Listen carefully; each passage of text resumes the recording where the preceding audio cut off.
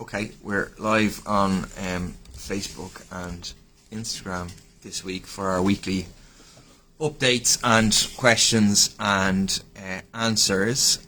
I'll just give it a couple of minutes for people to arrive in.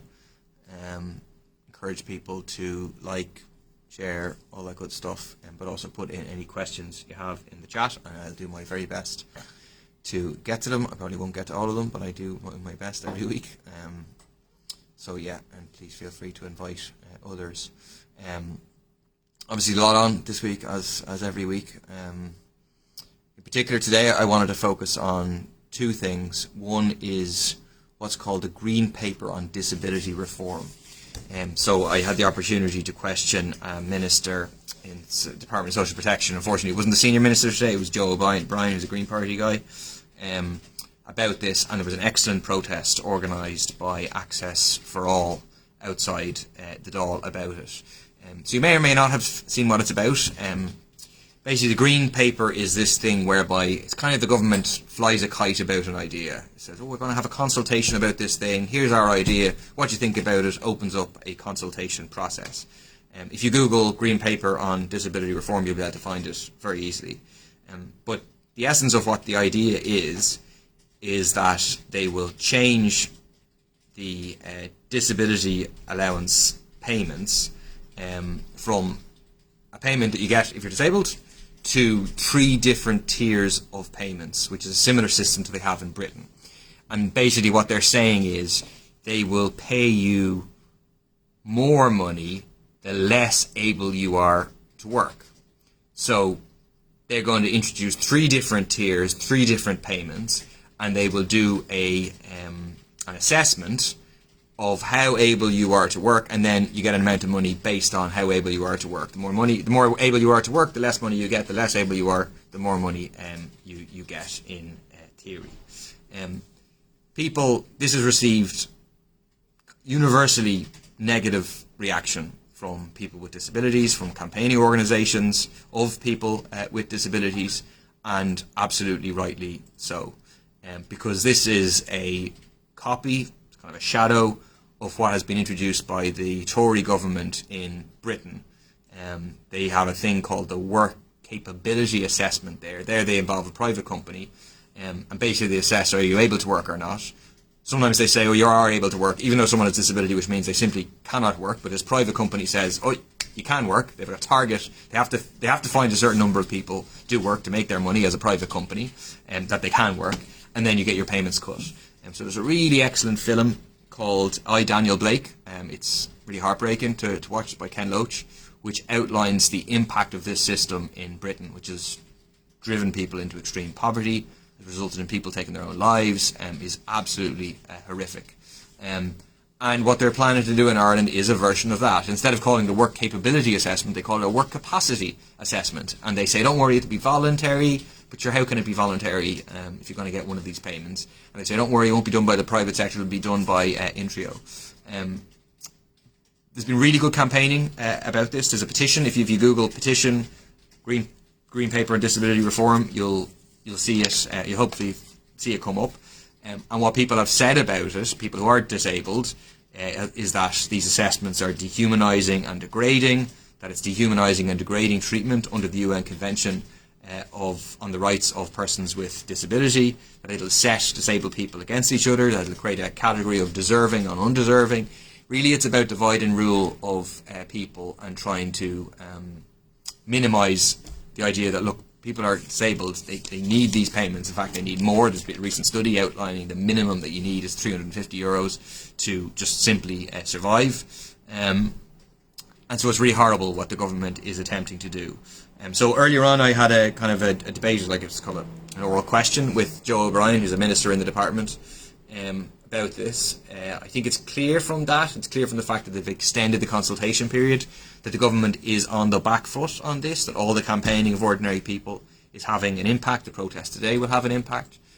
So I think we just have to keep the pressure up. We'll keep raising it in the Dáil to say you have to, they love to say, oh, we're listening. This is a consultation period. We've extended the consultation. We want to hear your feedback. Well, if you're listening, well, then withdraw this proposal, withdraw this green paper, go back to the drawing board, because if they do introduce this, it'll be an absolute disaster. So look out for the petition, share the petition, make sure you sign the petition, encourage others, and just try and raise awareness of what's happening here, because I think the government hoped that they'd be able to get this in without much public attention or anything else. The other thing I wanted to say is, of course, housing crisis continues to get worse. We had the latest figures come out a couple of weeks ago. Over 13,000 people now homeless. And then there was an incredible story in the Irish Times at the weekend which indicated that almost 10% of those, about 1,100 people, of those over 13,000 people homeless, over 1,000 of them have been effectively dumped in B&Bs, hostels on one street. In the whole country, one street, in the whole country, Gardiner Street in Dublin. Inappropriate accommodation. It's really scandalous. And the story in the Irish Times really goes into it. Obviously, I've met people who are living in really difficult hostel accommodation. And I think, the thing you have to say is this does not have to be this way. We have over 50,000 properties that have been vacant for 6 years or more. We need use it or lose it legislation, where if these properties aren't used within 6 months, well, then the state should be able to compulsorily purchase them at market rates and use it to house people. There's no reason that anybody in our society needs to be sleeping rough or sleeping in really inadequate emergency accommodation. It's the reason that is happening is because we have a government that represent the interests of those who are hoarding land, hoarding properties, represent those speculators, big corporate landlords, and so on. So we're working with others to try and get things going again in terms of the housing movement. We need to get on the streets. We need to put pressure on the government. We need to put them back under pressure on this issue. I think that's really important. So keep an eye out for what's going to be coming up in relation to that. Just a question came in there about is saying Israel is ethnically cleansing humans in Gaza, pushing them towards Egypt. How can Ireland and the EU stop that? I think you're absolutely right. That's definitely what's happening.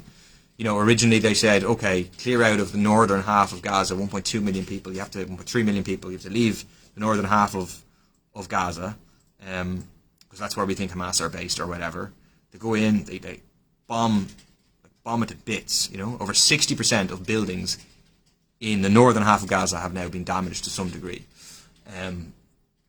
They've killed now, almost 17,000 people, including over 7,000 children. It's horrific stuff. But now they've expanded that into southern Gaza. So they've created, if you look up online, you'll see they have these maps of like the strip of Gaza, small strip, divided into these little squares.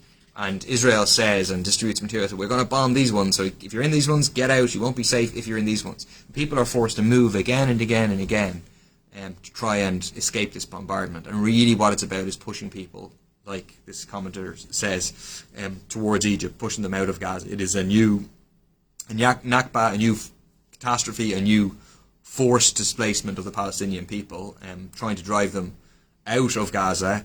In the words of one, I think, member of the Israeli Knesset, Parliament, they can go to the Sinai Desert or they can go to Ireland. That's what they were saying. So it's horrendous what's happening.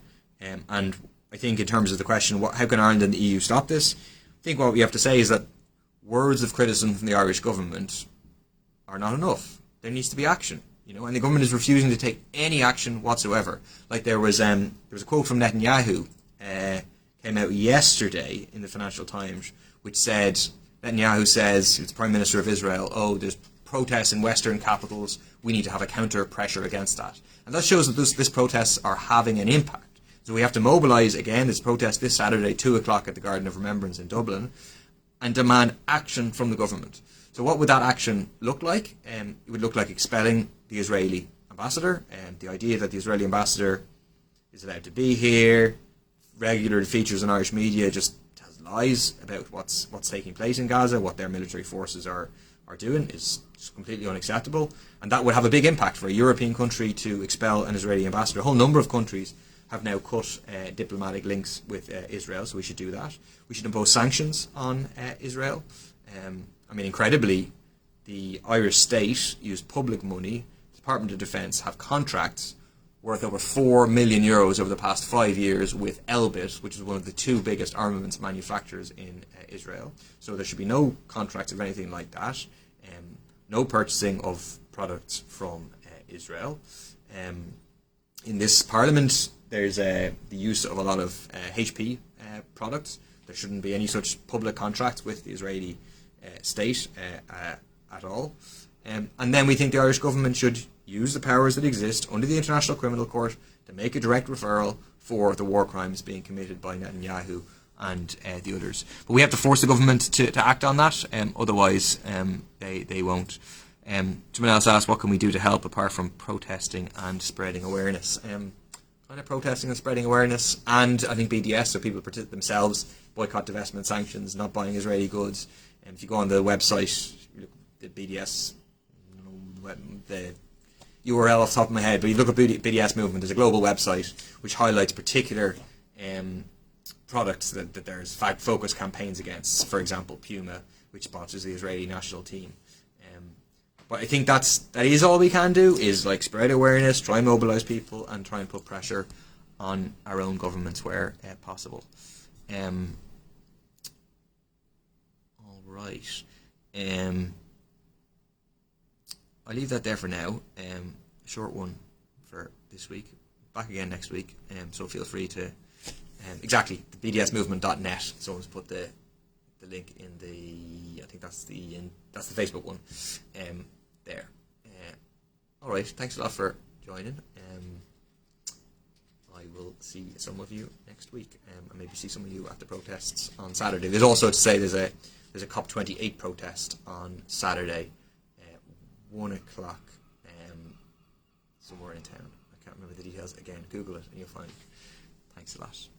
Bye bye.